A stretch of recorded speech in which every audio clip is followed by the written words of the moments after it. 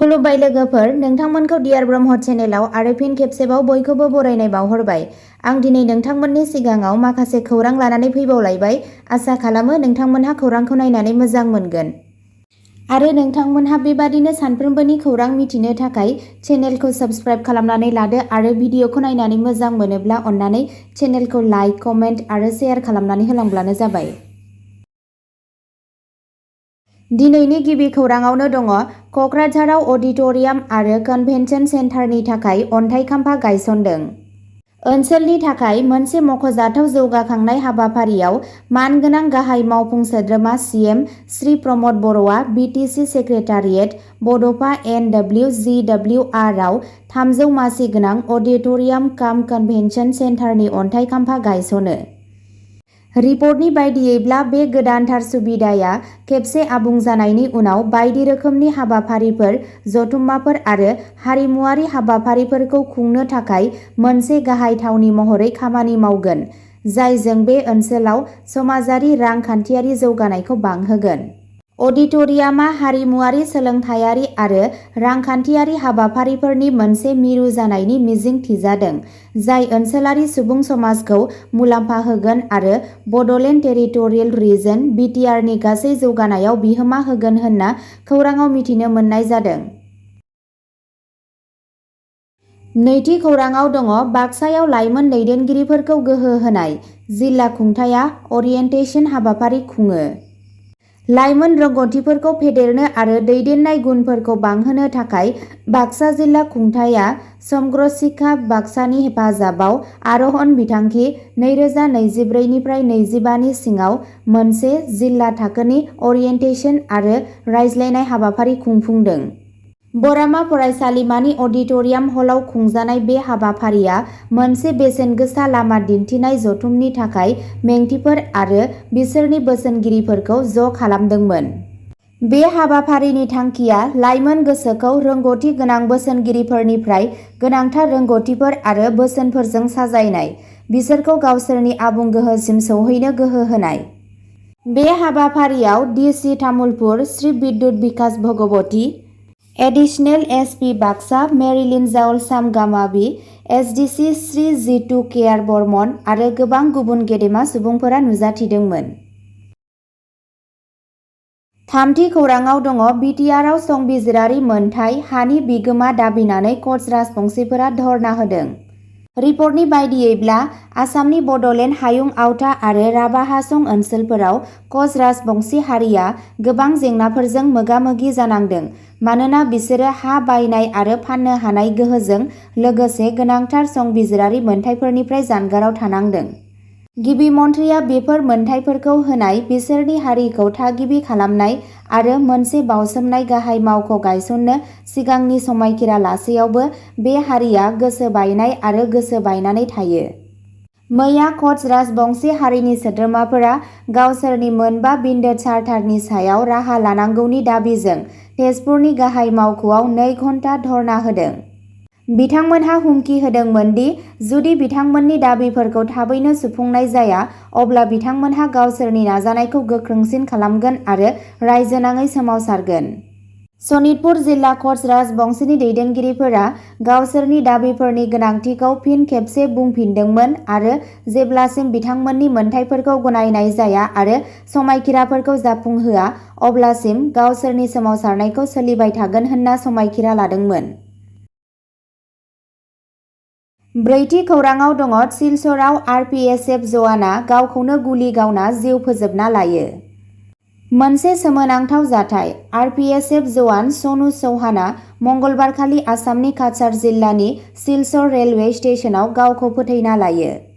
सुलुंनि बायदिब्ला उत्तर प्रदेशनि थागिरि चौहानआ लेङाइ गाहाय इन्जिनियारनि मावख'नि मोखाङाव बिबानाव थानाय समाव गावनि सार्भिस रिभलभारजों गावखौ गुलि गावदोंमोन।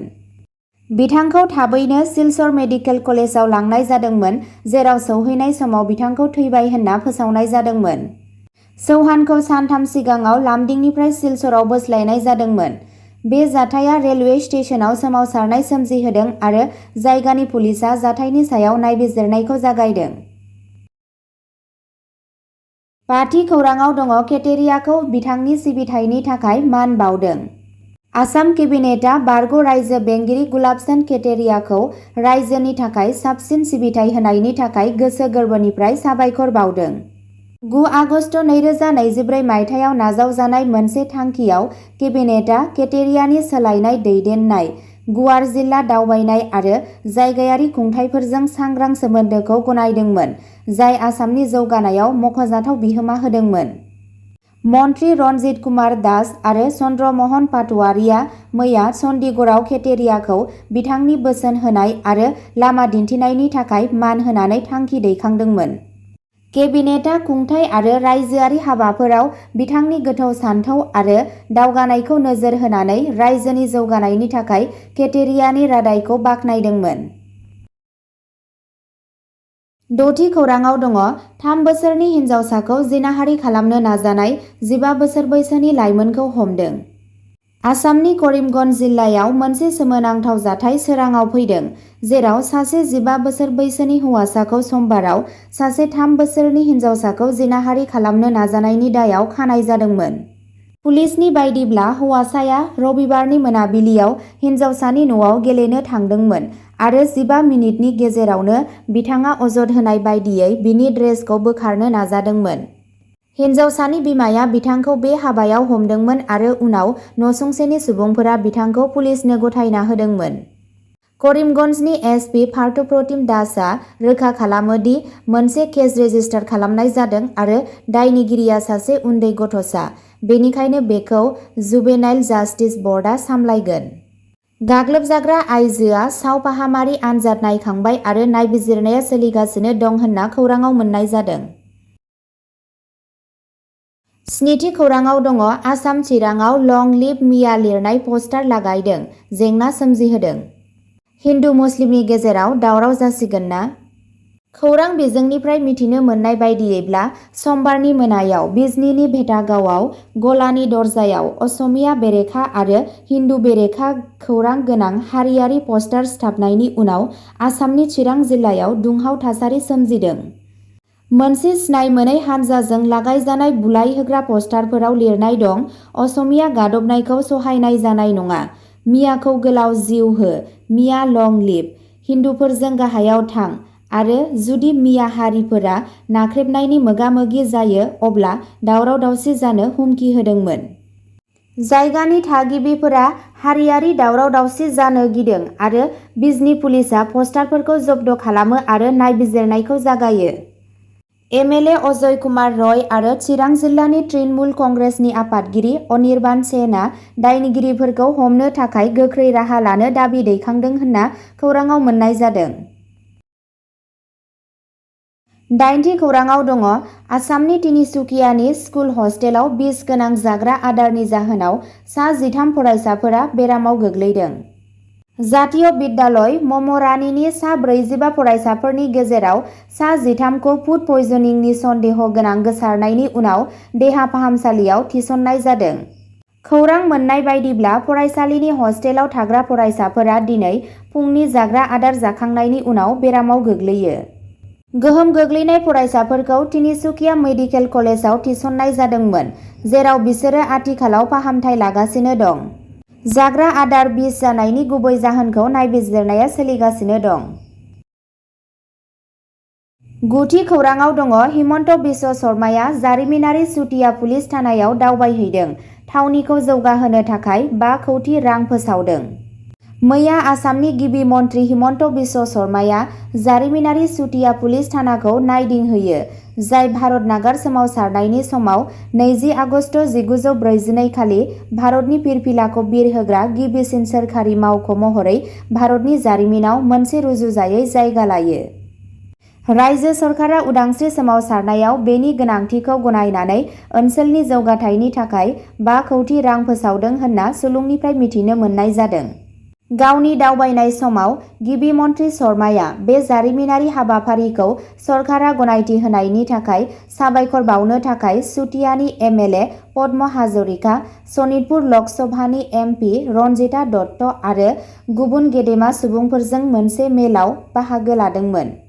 बे आगाननि थांखिया भारतनि उदांस्रि सोमावसारगिरिफोरनि उनमोनथाइ आरो हादोरनि उदांस्रियाव बिसोरनि बिहोमाफोरखौ रैखा खालामनाय। जिथि खौराङाव दङ गुवाहाटी पुलिसआ साइबार क्राइम साब्रैखौ गोख्रों बेंक थगायनाय केसआव खादों। मोनसे गेदेर संदाननायाव गुवाहाटी पुलिसआ मोनसे गुवार बेंक थगायनाय स्किमजों लोब्बा थानाय साब्रै सुबुंखौ खादों। जायनि स्टार माइन्डआ दिसपुरनि सासे 22 बोसोर बैसोनि थागिरि। रिपर्टनि बायदियैब्ला सासे जायगानि थागिरि रहित आलीनि अजदनि उनाव हमनाय जादोंमोन, जाय अजद होदोंमोन दि बिथांनि बेंक एकाउन्टखौ सासे दायनिगिरि बबलु दासआ गाज्रि बाहायदोंमोन। रिपर्टनि बायदियैब्ला पुलिसआ चेकबुक, पासबुक, एटिएम कार्ड आरो गुबुन हादोरारि रांजों लोगोसे फोरमान जब्द खालामदों आरो थगायनाय नेटवर्कनि सिमाखौ बिजिरगासिनो दं।